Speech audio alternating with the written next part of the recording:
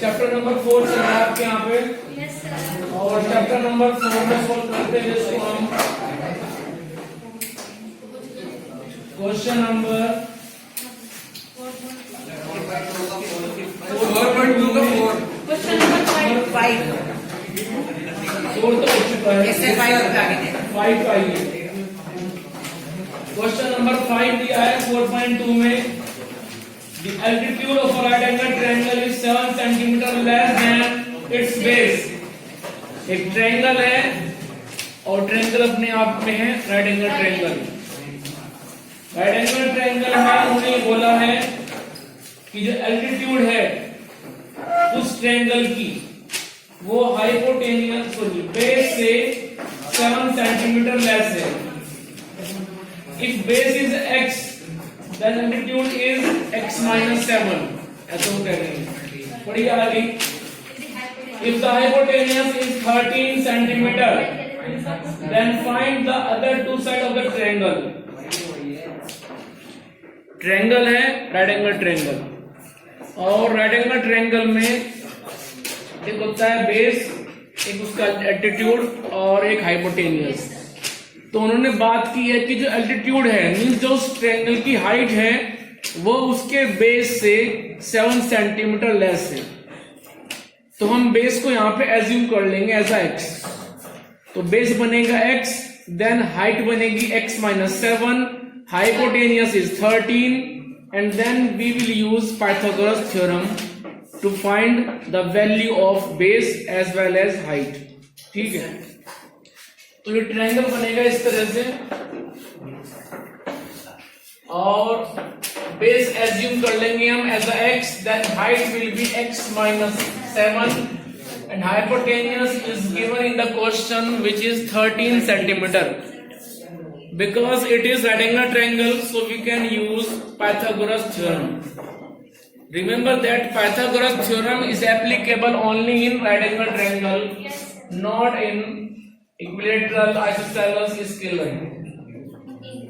So we can write, suppose it is A, B, C, and we can write by Pythagoras theorem square of AC equals to square of AD plus square of BC। ऐसा हम लिख सकते हैं। अब इसके बाद में हम यहाँ पे वैल्यूज पुट करेंगे इनकी। वैल्यूज AC वो मेरे पास में 13 है, AB वो x है, BC x माइनस 7 पावर 2। अब इनको ओपन करेंगे और सोल्व करेंगे, x निकालेंगे यहां से। ये हो जाएगा 169, it is x square plus whole square of x minus 7 को ओपन करेंगे जैसे कि होता है whole square of a minus b। तो होता है a square plus b square minus twice ab। तो यहाँ पे एज्यूम करके चले आप x को एज अ a, x 7 को as a b। So whole square of a minus b होता है कि square of first plus square of second plus then multiplication of both then 2 time of AB, twice AB होता है last में कि a square plus b square plus twice AB। तो formula open कीजिए यहाँ पे, तो बनेगा a square plus b square minus 2 time of AB x into 7। So we have 169 plus x square plus x square बनेगा 2 time of x square square of 7 49 and 7 two जा 14x। ठीक है, ये अपने आप हो जाएगा 14x। अब इसके बाद ये पूरा जो इंफॉर्मेशन आपके पास राइट साइड में इसको ट्रांसफर करेंगे आप लेफ्ट में, क्योंकि इक्वेशन के अंदर राइट पार्ट 0 होता है। सो माइनस 2x स्क्वायर और minus 49 plus 14x plus 169 equals to 0।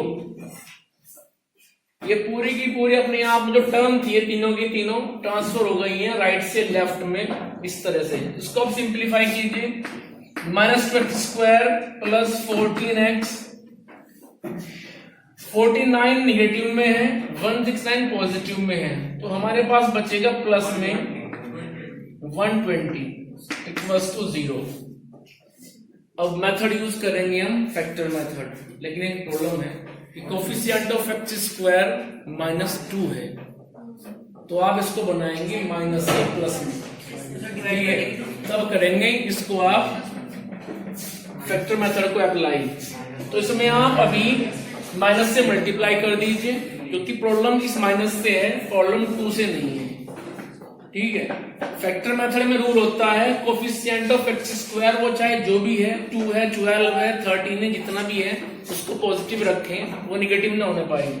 यदि निगेटिव दिया हुआ है या निगेटिव आ गया बाय द वे, उसको पॉजिटिव बनाइए। कैसे? मल्टीप्लाई करना पड़ेगा माइनस से दोनों तरफ, left as well as right. तो मल्टीप्लाई कर रहे हैं इसको अभी माइनस से, तो बनेगा 2x² minus 14x minus 120 equals to 0।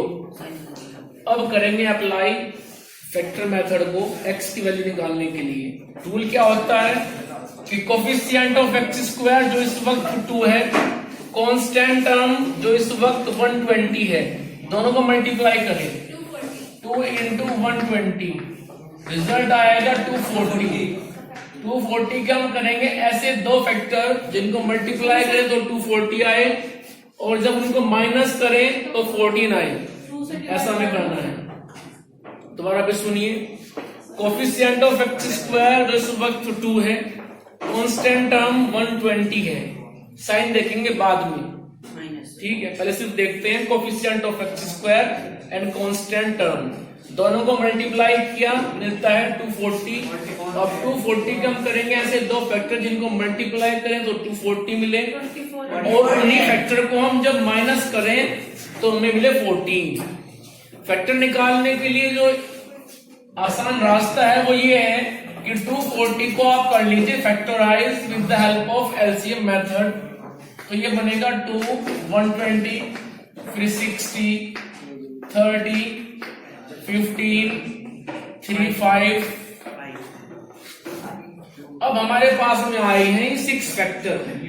अब 6 फैक्टर को आप ऐसे दो पार्ट में डिवाइड कीजिए, लेने सारे के सारे हैं, छोड़ना कोई नहीं है, ठीक है? इनमें से आपकी मर्जी है कि आप कोई 4 एक साथ लें, बाकी 2 एक साथ लें, या 3 के आप पेयर बनाएं, या आप 2 को अकेला रखें, बाद के जो ये 5 है इनको मल्टीप्लाई में एक साथ लें, वो आपकी अपनी मर्जी है, लेकिन यहाँ पे छोड़ना कोई नहीं है, लेना सबको है।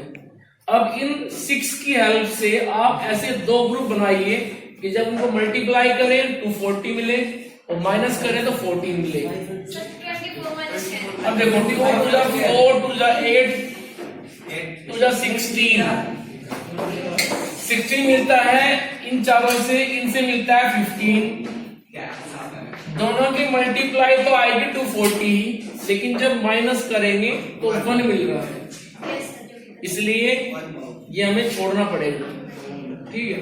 उसके बाद में हम देखते हैं कि भाई 5 2 जा 10 इंटू 3 30, यदि इन तीनों को लेते हैं एक साथ, बता रहा हूं जो कॉम्बिनेशन बन सकते हैं।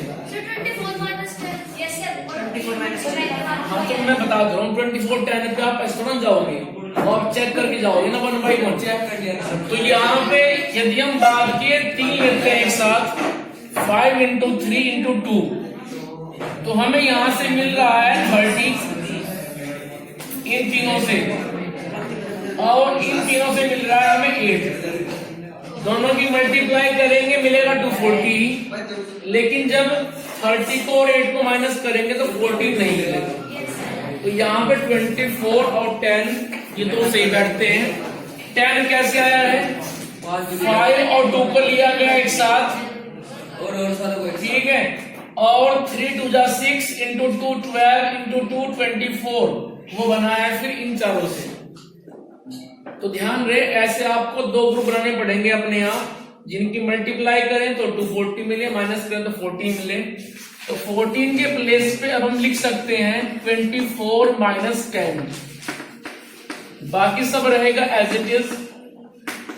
अब ब्रैकेट को ओपन कीजिए तो बनेगा 2x² minus 24x minus minus plus 10 time of x minus 120 equals to 0। First two terms में से कॉमन लेना है, जितना भी आप मैक्सिमम कॉमन ले सकते हैं। यहां से कॉमन एक तो 2 आ रहा है, साथ में x है, तो 2x कॉमन आएगा। 2x कॉमन लेने के बाद यहां बचेगा केवल x और वहां बचेगा 12। इसके बाद यहां से कॉमन आएगा 10, बचेगा x minus 12। So we have 2 factor. अब यहां से कॉमन लेंगे हम दोबारा से x माइनस 12 और फिर बचेगा 2x प्लस 10। इस तरह से दो फैक्टर की मल्टीप्लाई 0 को रिप्रेजेंट कर रही है।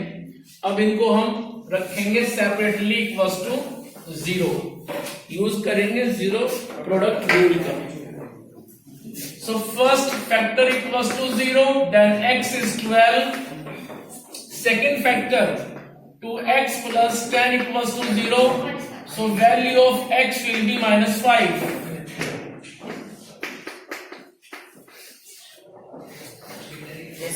आंसर 2 आए हैं, लेकिन दोनों में से एक छोड़ना पड़ेगा, एक लेना पड़ेगा। जो माइनस में है उसको छोड़ देंगे हम। उसको क्यों छोड़ेंगे? क्योंकि वो माइनस में है, x माइनस में है, इसको इसलिए छोड़ेंगे हम। लिखना पड़ेगा यहाँ पे नेग्लेक्ट, नीचे लिख देंगे इसके, हमें सामने लिख देंगे नेग्लेक्ट। इसको क्यों किया है नेग्लेक्ट, वो सुन लीजिए। क्योंकि x इस ट्रायंगल में बेस है और बेस अपने आप में कभी भी निगेटिव नहीं हो सकता है। बेस की अपने आप में एक लेंथ है, length never be in a negative form. So इसको छोड़ देंगे और हम लेके चलेंगे x को 12, तो लिखेंगे base x equals to 12 centimetre. So base मिल चुका है ट्रायंगल के अंदर 12 सेंटीमीटर। अब बचता है हाइट और हाइपोटेनियस। हाइपोटेनियस तो दिया हुआ है 13, इसकी जो हाइट है वो थी x माइनस 7। सो 12 माइनस 7 मीन्स 5 सेंटीमीटर। ट्रायंगल के अंदर बेस 5 है, सॉरी बेस 12 है और हाइट उसकी हो गई है 5 सेंटीमीटर। ये वो पूछ रहे थे आप। एक बार इसकी फिगर बता दो सर। हाँ, फिगर बता दो इसकी। फिगर ये बनी हुई तो है सर, समझा दो सर एक बार। बेस यहाँ पे लिखेंगे आप 12 और हाइट यहाँ पे लिखेंगे आप 5। 12 5 ये 30। इसके बाद देखिए आप क्वेश्चन नंबर 6।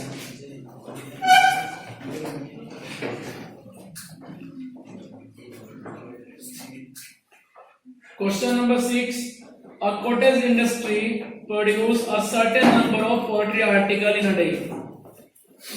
आपने देखा होगा कुछ सजावट के सामान होते हैं जो घरों में रखते हैं, तो उस तरह से आर्टिकल बन रहे हैं, वो इंडस्ट्री बना रही है। It was observed on a particular day. किसी एक दिन ये ऑब्जर्व किया गया that the cost of production poultry article को बनाने में जो खर्च हो रहा है, कॉस्ट ऑफ प्रोडक्शन मीन्स जो बनाने में खर्च हो रहा है, क्योंकि बाहर से माल भी लेकर के आएंगे, उसमें मशीन भी खर्च होनी है, इलेक्ट्रिसिटी भी लगनी है, जो लेबर है, ह्यूमन रिसोर्सेज वो भी यूज होना है।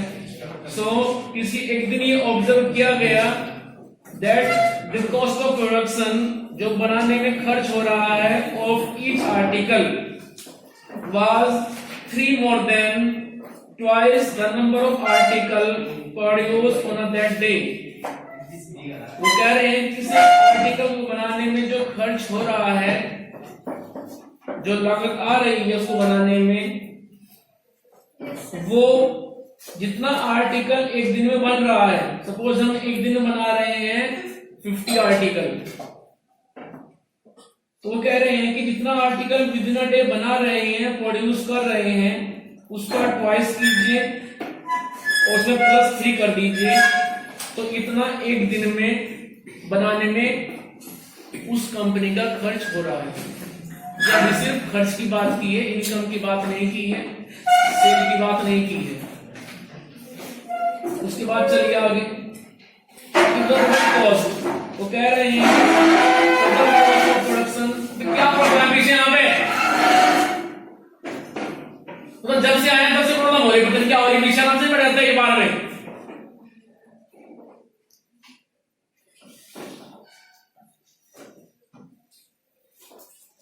कभी सिर्फ खिसका रहे हैं, कभी मतलब बैग उठा रहे हैं, फिर जो करना है में 10 मिनट मिल जाए उसमें नहीं हुआ फिर।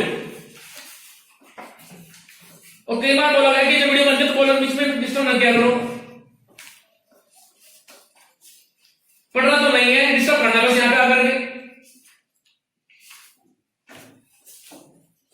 क्वेश्चन नंबर 6 चल रहा है, क्वेश्चन देखना नहीं है, बुक खोलनी नहीं है, पता नहीं कहां पे पढ़ रहे हैं।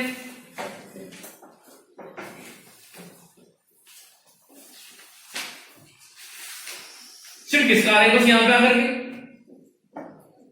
अरे जब फिक्स होकर बैठ गए तो बैठ गए।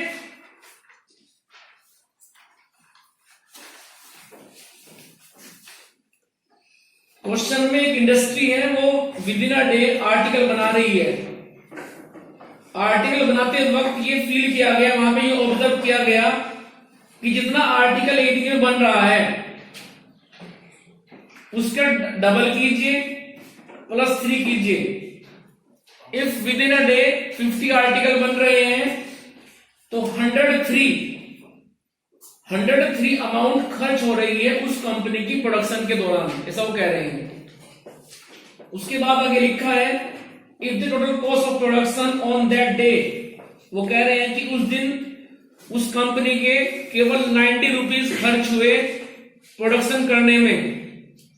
Find the number of article produce on that day, तो पूछ रहे हैं कि उस दिन कितने आर्टिकल बने थे और उन आर्टिकल की कॉस्ट क्या थी।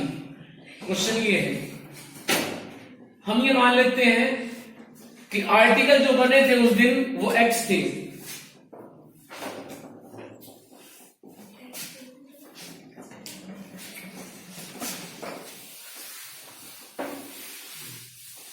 क्वेश्चन को बैठ कर पढ़ा करो, कुछ समझा करो क्वेश्चन में क्या कहना चाह रहे हो।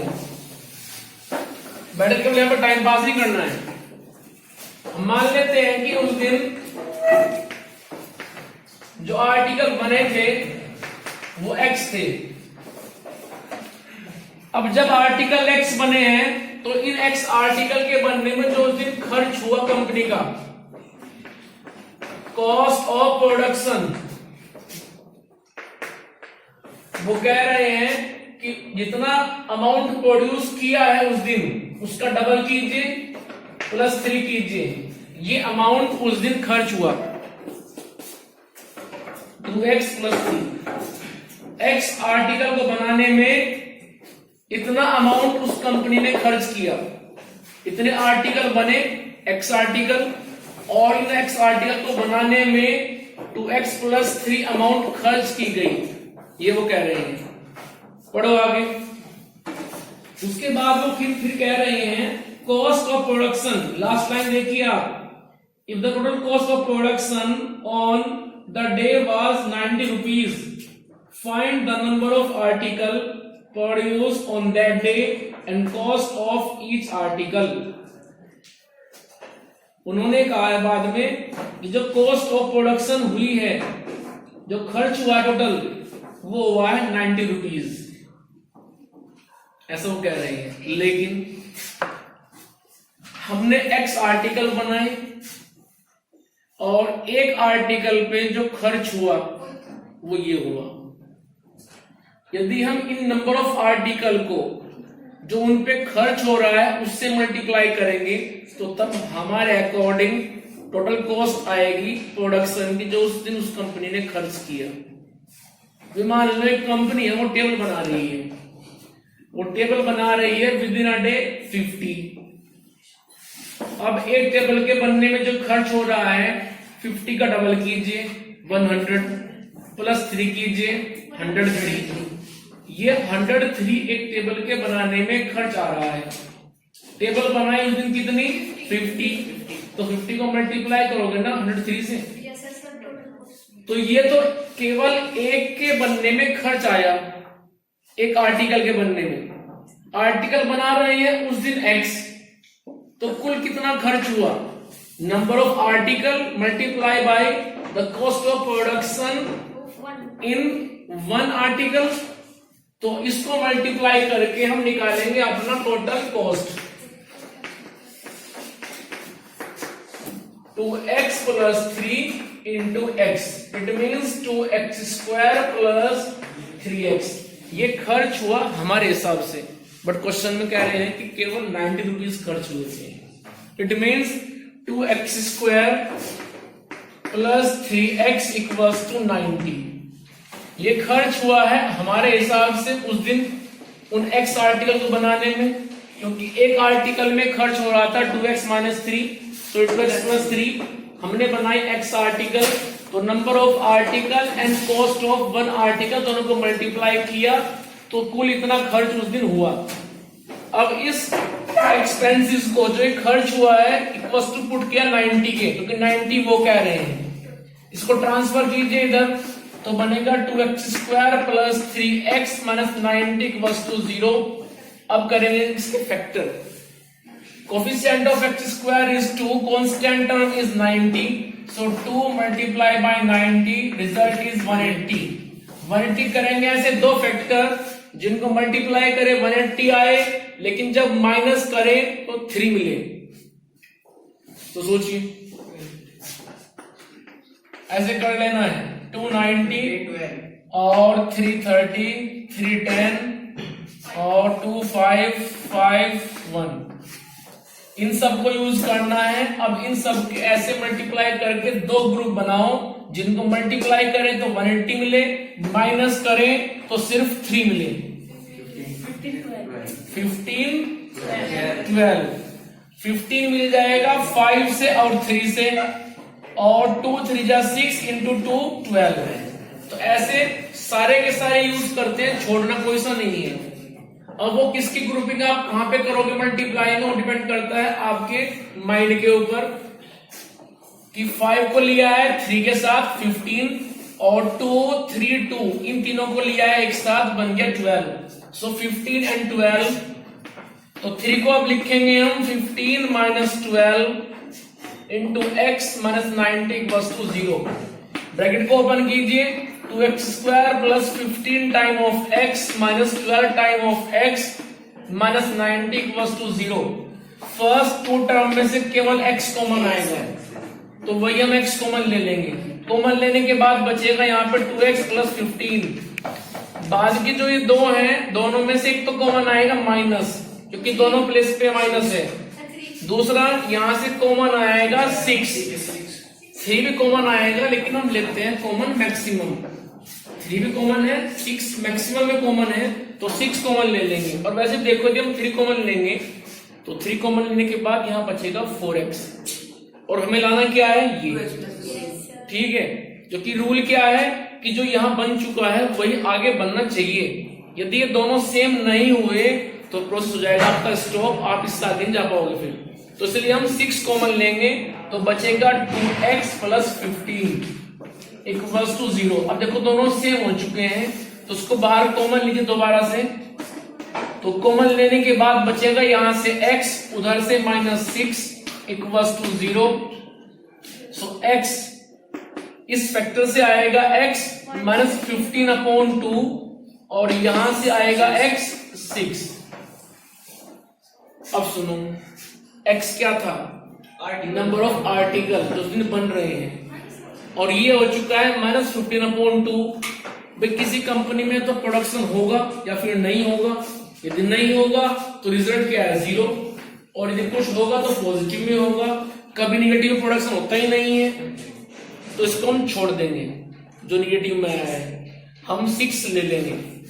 तो x मेरे पास आया 6। x क्या है, आर्टिकल जो उस दिन आर्टिकल बने। तो हम लिखेंगे कि नंबर ऑफ आर्टिकल जो उस दिन बन रहे थे, जिस दिन इंस्पेक्शन हुआ हमने ऑब्जर्व किया, वो थे हमारे पास में 6, ठीक है। वो पूछ रहे हैं फिर कॉस्ट, तो ये x की वैल्यू यहां पे रख दीजिए 2x प्लस 3, तो आ जाएगा 6 to the 12 प्लस 3 15। यानी कि एक आर्टिकल के बनने में 15 रुपीज खर्च होते हैं। ठीक, तो बाद में लिख देना है, क्योंकि एक्स में छोड़ के मत आना आंसर को, वो एक्स नहीं पूछ रहे हैं आपसे, उन्होंने पूछा है आर्टिकल कितने हैं और आर्टिकल के बनने में खर्च कितना आ रहा है। तो बता देना है कि आर्टिकल बनाए हमने 6 और एक आर्टिकल के बनने में 6 × 12 + 3 15 रुपीज खर्च हुए उस कंपनी के। एक्सरसाइज पॉइंट 2 कंप्लीट हो गई। चलिए अब पॉइंट 3 पे।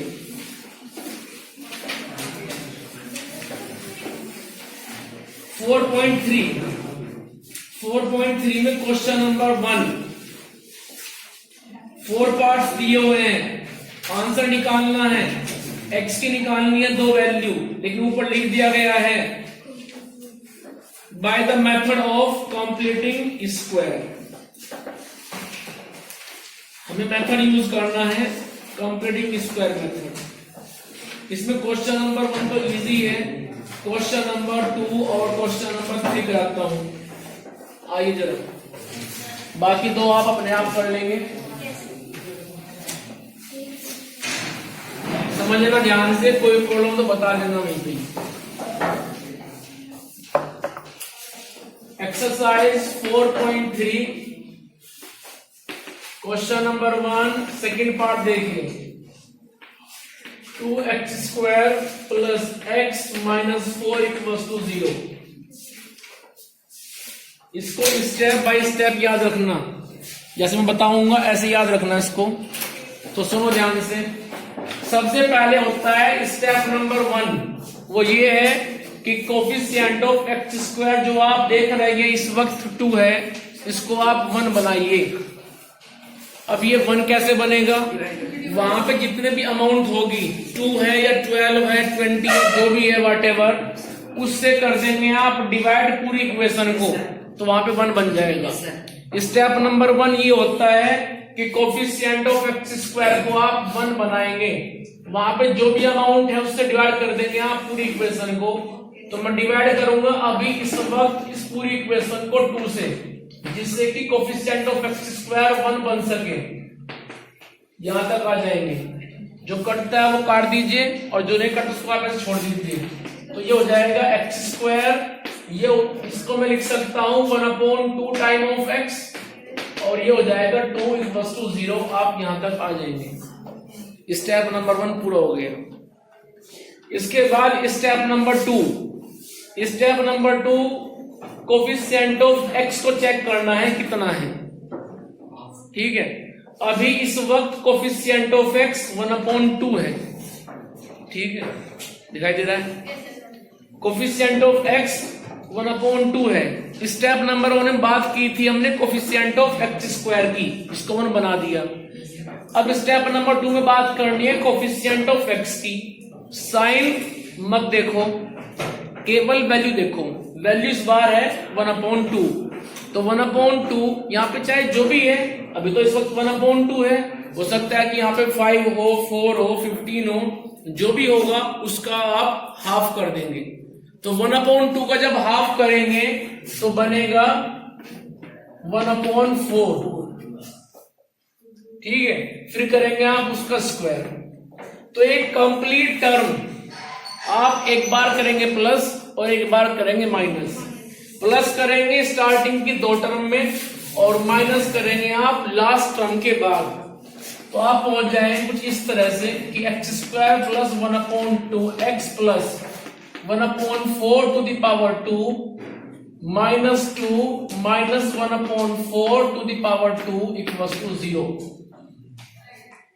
मैंने एक बार उसको प्लस किया और एक बार लास्ट में कर दिया माइनस, जिससे कि इक्वेशन बैलेंस रहे, वहां पे कोई वैल्यू ज्यादा ना हो जाए। ठीक है, रूल भी ये होता है इक्वेशन का कि जितना आप ऐड करें उतना ही आप माइनस कर दें, तभी के तभी। ऐसा करने से क्या होगा, जो फर्स्ट 3 टर्म्स हैं ये बनेगी हमेशा होल स्क्वायर। ये कैसे मालूम होगा आपको किसका बनेगी होल स्क्वायर? ये उसका एक टेक्निक है, ये है कि आप फर्स्ट टर्म को देखिए, थर्ड टर्म को देखिए। फर्स्ट टर्म स्क्वायर है x के लिए, तो यहां से उठाओ x को। थर्ड टर्म स्क्वायर है 1/4 के लिए, तो वहां से उठाओ 1/4 को। फिर चेक करो साइन ऑफ मिडिल टर्म, इस टर्म का साइन है प्लस में, तो यहां लिख दो प्लस और फिर लगा दो होल स्क्वायर। अब इसको ओपन करके देखिए, अब वापस आप ये पहुंच जाओगे ए स्क्वायर प्लस बी स्क्वायर, फिर दोनों को मल्टीप्लाई कर डबल करोगे तो मिलेगा 1/2 टाइम ऑफ एक्स। क्लियर है? देखो जब आप यहां तक पहुंच जाएंगे तो जो स्टार्टिंग के 3 टर्म है ये बनेंगी हमेशा किसी ना किसी का होल स्क्वायर। अब कैसे मालूम होगा आपको किसका होल स्क्वायर है किसका नहीं है? तो आप यहां पे हेल्प लीजिए फर्स्ट टर्म से और थर्ड टर्म से। फर्स्ट टर्म में स्क्वायर है एक्स का, तो वहां से उठाओ एक्स को। थर्ड टर्म में स्क्वायर है 1/4 का, वहां से उठा लो 1/4 को। रही बात इस प्लस माइनस की, तो ये मिलेगा आपको यहां से, प्लस है तो प्लस, माइनस है तो माइनस। चले आगे, और फिर -2 रहेगा ऐसे ही, इसको ओपन कर दो तो बन जाएगा 1/16 = 0। उसके बाद इन दोनों टर्म को ले जाओ उधर, तो बनेगा x + 1/4 to the power 2 = 2 + 1/16। दोनों निगेटिव थे इधर लेफ्ट में, उधर गए तो दोनों पॉजिटिव हो गए। अब इन्हें कर लो सिंप्लीफाई, कैसे? लेकर के LCM. So x + 1/4 to the power 2 = 2, LCM आएगा 16, 2 के अपॉन में क्या है इस वक्त 1 से डिवाइड करो 16 को, 16 मिलेगा तो बनेगा 32 + 1। चलिए आगे, x + 1/4 to the power 2 = 2, ये बन गया 33/16। यहां तक आप आ जाएंगे, कोई प्रॉब्लम नहीं होगी सोल्व करते करते। अब सुनो ध्यान से, लेफ्ट साइड में तो होल स्क्वायर है x + 1/4 के लिए, लेकिन राइट साइड में ये किसी ना किसी का होल स्क्वायर होगा। आप इसको फिट करेंगे, भाई किसका स्क्वायर करें कि हमें ये फ्रैक्शन मिल जाए। अब सुनो, जो 16 है ये तो होता है स्क्वायर 4 का, लेकिन 33 है ये किसी का स्क्वायर नहीं होता है, तो उसको लिख देंगे फिर आप √ में। तो इसको हम लिख सकते हैं कुछ इस तरह से कि x + 1/4, इसको ऊपर लिखता हूं, x + 1/4 to the power 2 = 2 √33/4 power 2। देखो जब आप करेंगे इसका स्क्वायर मीन्स इसको मल्टीप्लाई करेंगे इसी में ही 2 बार, तो √33 की मल्टीप्लाई होगी √33 में, बनेगा 33, वापस यही पहुंच जाओगे। और 4 को मिलेगा 4 मल्टीप्लाई में, तो बनेगा 16। अब इधर भी स्क्वायर है इधर भी स्क्वायर है, हमें तो x निकालना है, जो